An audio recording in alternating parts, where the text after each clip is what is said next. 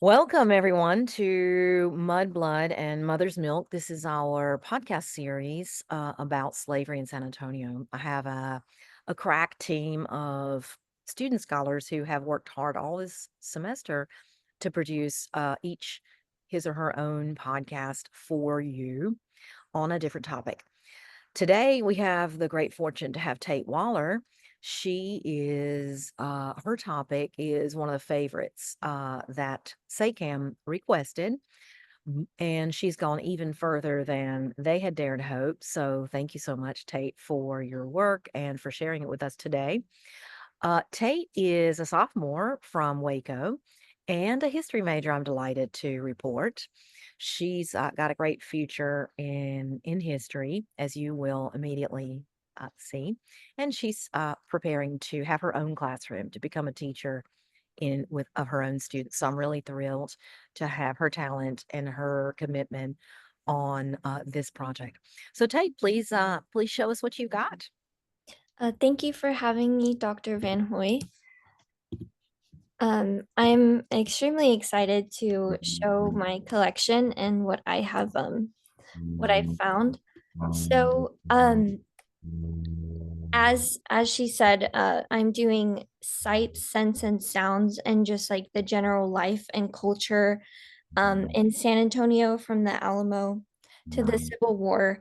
And especially today, even in the present, our city is very religious. There's a lot of Catholicism. The church plays a big role in the schools that we have, in the celebrations, and many things. And that is true for back in the day, in the 1830s to the 1860s.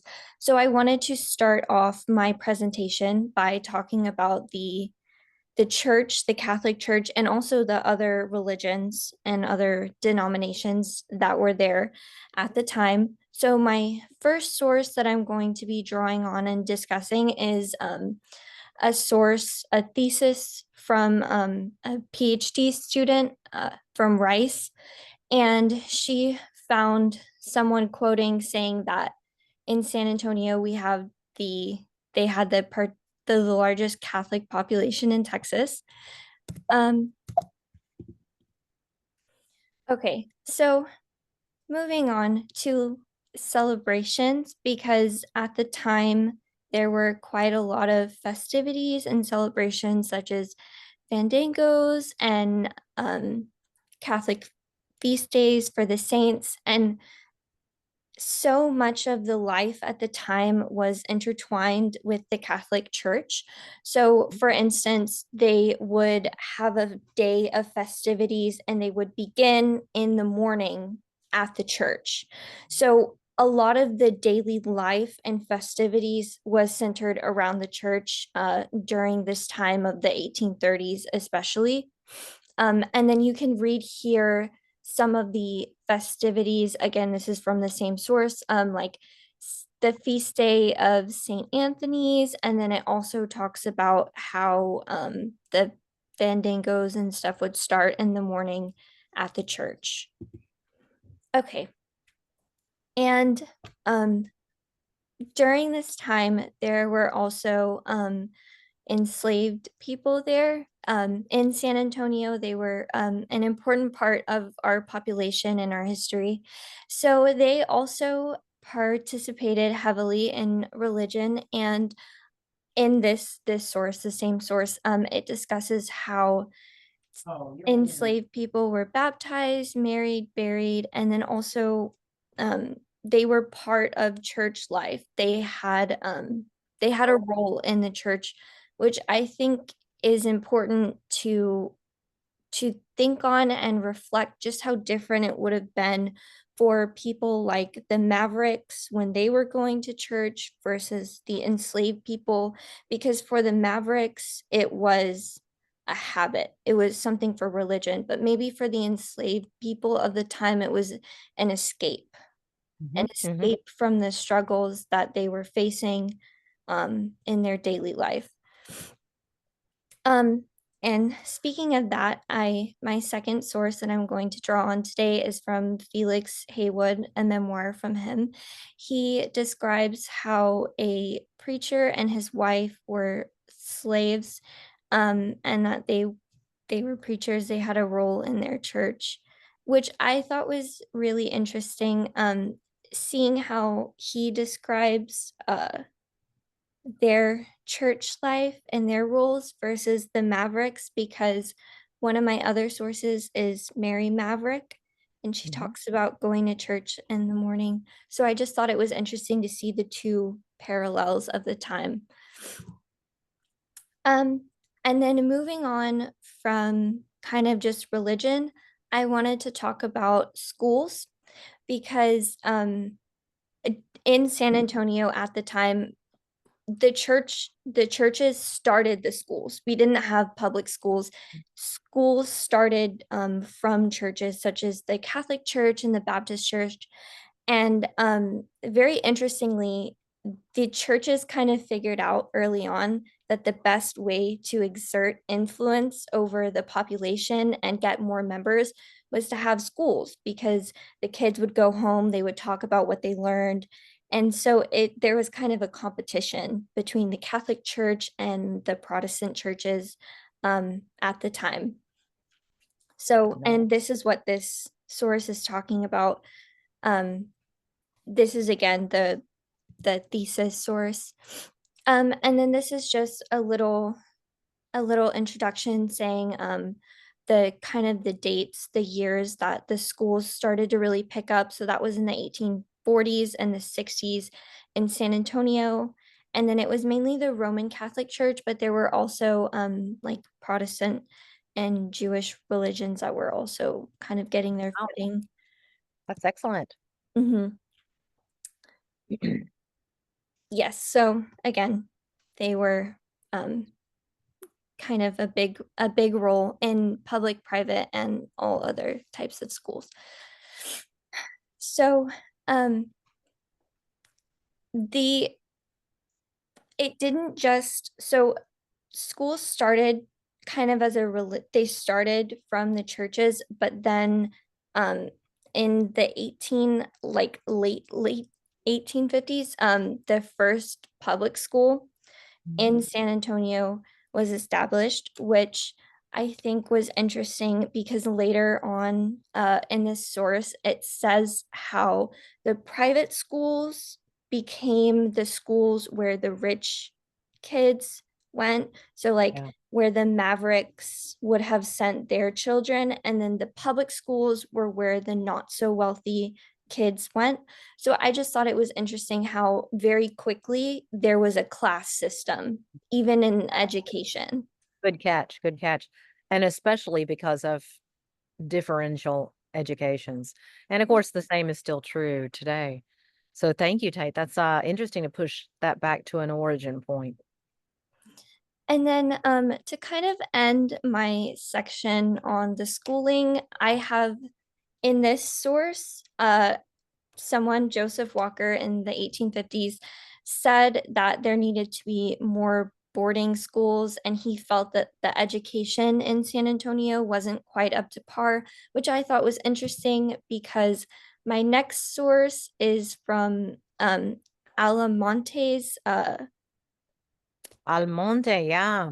He was a Monte. very high-ranking Mexican inspector back in the 30s. Thank you, 1830s. Thank you so much. Yes. 1834. Thank you for getting Um, that source. Even though it was like before, this was before kind of the big boom in schools with with the church especially, and then also the first public school. I just thought it was interesting how displeased he was with the schooling system Yeah. in San Antonio.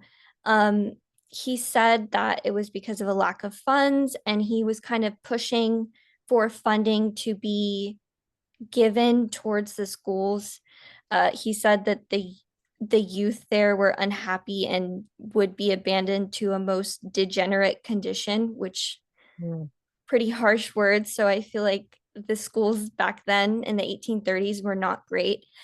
And I think it's interesting to think about that in the 1830s, what was going on. And whenever we think about schooling or religion or medicine, celebrations, anything, it's very different to think about what Hispanics or whites had access to versus blacks. So if it was if the schooling was bad for even the elite, Yeah. I can't even imagine how little knowledge the enslaved people of the time had. And that just kind of adds to their suffering, you know. A big escape for a lot of them was religion, but it's hard when you can't read the Bible. You don't really understand the preachings, the sermons. So it was just another way to oppress them at the Yeah. time. Excellent. Thank you. And then my next section is sort of just talking about the general population demographics. So in the beginning of the presentation, I said how San Antonio has the largest had the largest population of Catholic members. And this is just sort of talking about how there were many different types of people, immigrants, French, Irish. Of course, there were quite a lot of Mexican Americans, Poles, Slavs, Swiss. There was a very rich culture of San Antonio in the 1860s. Um, Again, 40% of the population was foreign born, so it's just interesting to think about the variety of different cultures and foods and languages that were being taught. And it says that in this right here. Yeah. It talks about the languages that were being taught in daily life. So moving on from the general population, I wanted to talk about the political scene and the more elite. So if you look down at the bottom of the page, it lists some of the elite, influential political figures of the time. So um, John B. Lacoste, um, Josefa Eli Navarro, um, and of course, on the next page, I have the Samuel Maverick, who I've mentioned before. He was the mayor of San Antonio in the 1860s. But if you go back to the top of this page, it talks about kind of the role that Jose Navarro had. So he was important in both Anglo-American and Mexican circles, which I think is interesting because he was kind of a mediator. So he had quite a lot of influence at the time. And then also this source talks about how there was quite a lot of political discourse during the time because of the Know Nothing Party in Texas, and how that was attacking both immigrants and Catholics, which I think is interesting because after during this time of political discourse in the 1850s, in the early 1850s, there was a drop in the influence of the Catholic Church. And then in the late 1850s, it picked up again. And that's when this political discourse was happening. And then that's also when I noticed that the schooling really picked up. Like the churches were really vying for those spots, getting these schools set up. So, Good. and I'm sure that it's because of the political discourse that was going on. Nice.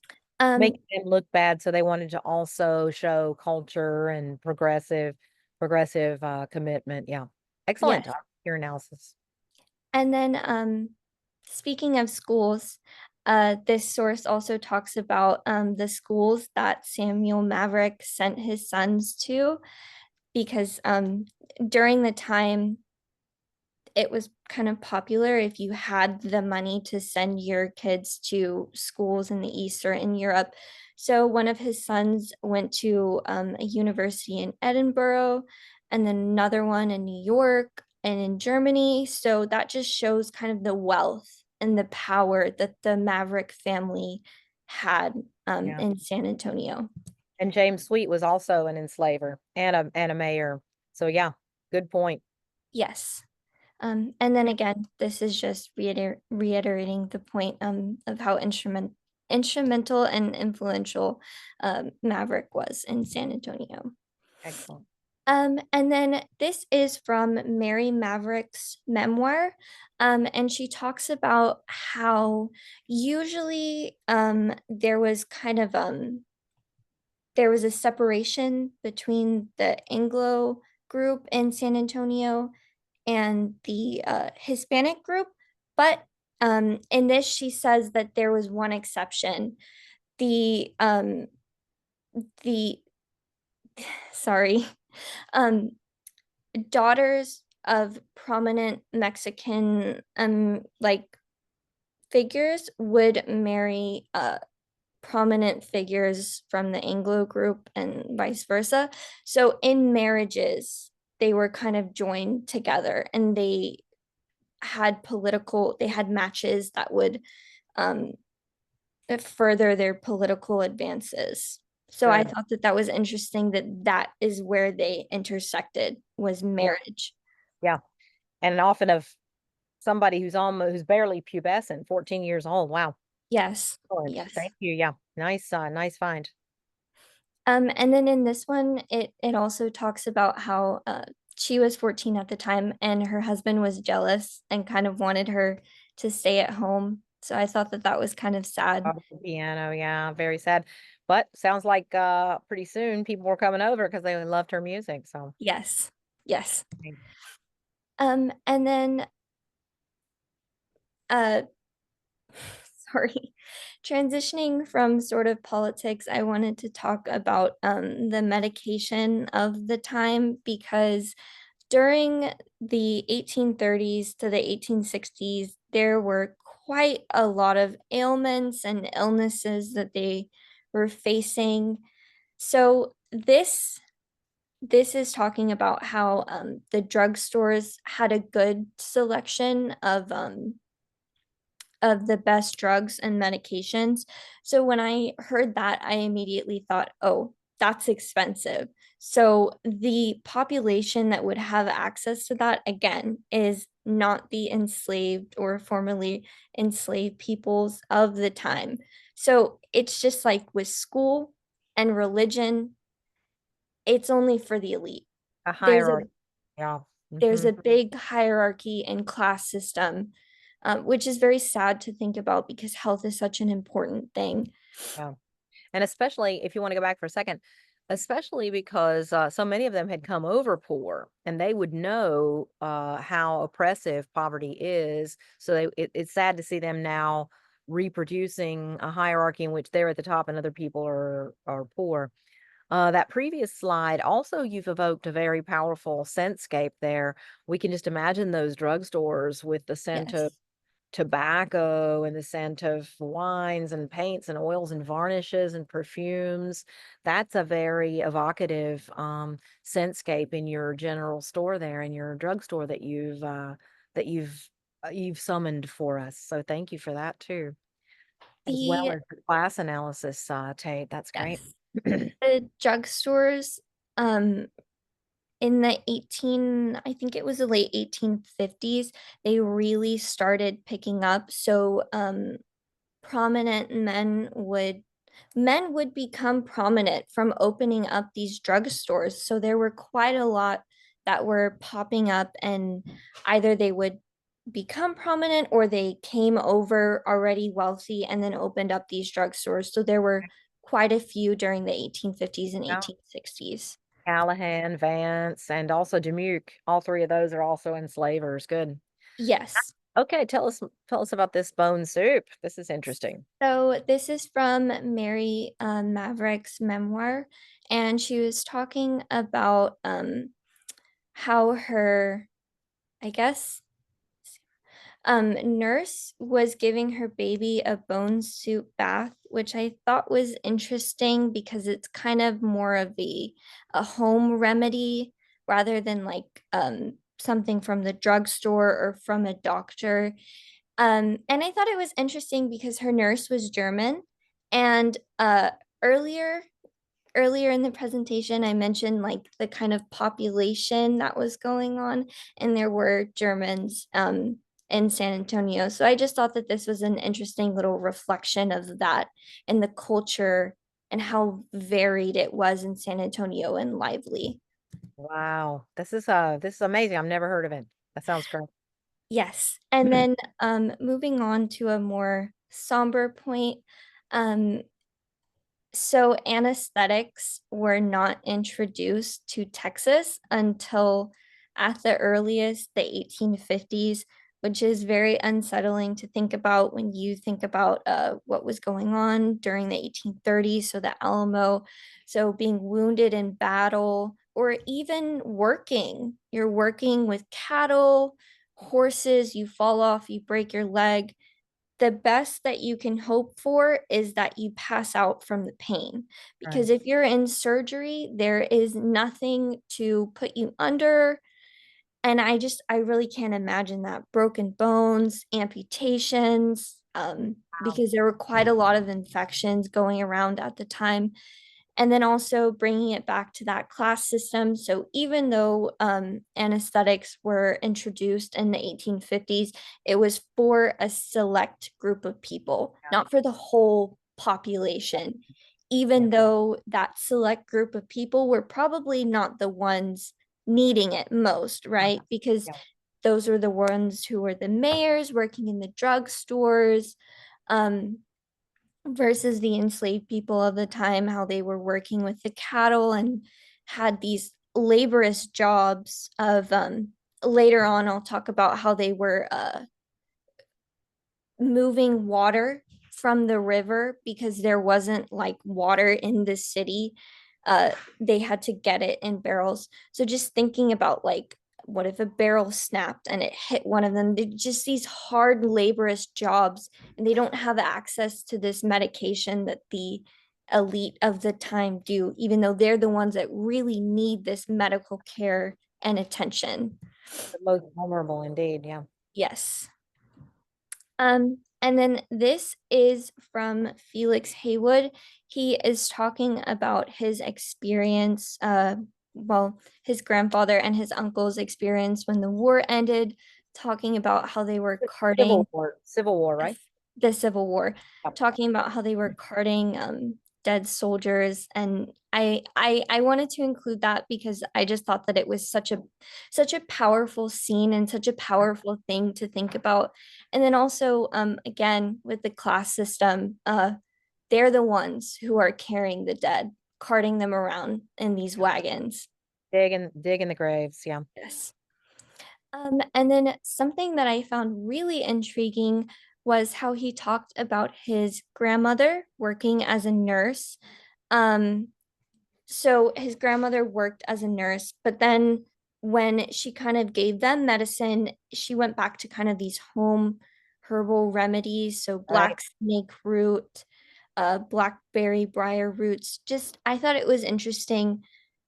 From the beginning when I was talking about medications and drugstores and all of that, then we have like something from the Germans, which was bone soup bath, and now this, which is again more of a herbal home remedy. So I Right. just think it's kind of interesting to see the class system, how immigrants have this sort of, we're getting to see that sort of medication from them, and then from the enslaved people, the sort of medications that they have. I think it And just gives a nice, unfortunately, still looks like there's still some whipping, beating of women going on here too. yes, Uh, During enslavement, she was his nurse and he trained her, so she got these special skills. On the other hand, he whipped her so she wouldn't tell anybody her mhm. skills. So yeah, you've got a powerful statement there too of daily life. Since your project is fragments of life, daily life during the time of enslavement in San Antonio, this is a very powerful portrait. Yes. Um, And then here is another piece from his memoir talking about cholera. So I just wanted to bring this up because cholera was a very big issue. Starting from like 1849, there was a big breakout. So 1849 is when cholera happened, and then in 1853 is when anesthetics came about. So I think it's just interesting to think about. And then also the drugstores kind of came into prominence in the 1850s. So when cholera was happening in the very beginning, there was not a lot to be done, not a lot of remedies, medications to treat it.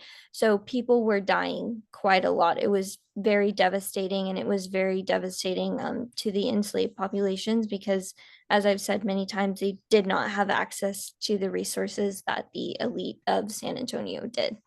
Yay. Yeah. Excellent. This is impressive. And then to end my section on medication, I was looking through newspaper articles and I found this very interesting Southern patents. This is from 1870. It's a little out of our date range, but I thought that it was too interesting not to include. So, in San Antonio, there is a doctor who got a patent for tapeworm medicine.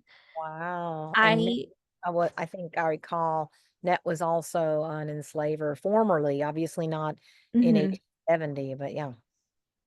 So one of the limitations of my project is that I do not know what this tapeworm medication is for. So I would love if someone could find that out for me because I did try to find it and I could not. So I would love if someone could find out what that was for. That's great. We appreciate our crowdsourced contributions. So anybody who has some insight, we welcome it. Thank you, Tate, for Yes. inviting your audience to participate. And then to end, I this is a this is from one of the sources that you gave us, actually, from the Texas Heritage Project, talking about how the enslaved people of the time would have to uh, carry water and move water into this city. And here it is describing one of the enslaved people with the barrel around his neck and moving it. I just thought that it was a powerful way to end the presentation, just to really reiterate their place in society of San Antonio and what they really had to go through and experience in their daily lives versus the mavericks and the elite. They were worrying about political marriages and matches and all Mm, of these things, celebrations, where they were going to send their kids to school in England, Germany, while the enslaved people were carting water around, or, you know, carting around the dead after the Civil War. oh, no. Or rolling it in barrels as you have Yes. here. Can you describe this for people? So it looks like the barrel had pivots at each end. Yes. So Uh, something must have spun with rawhide. That's made out of skins, animal skins.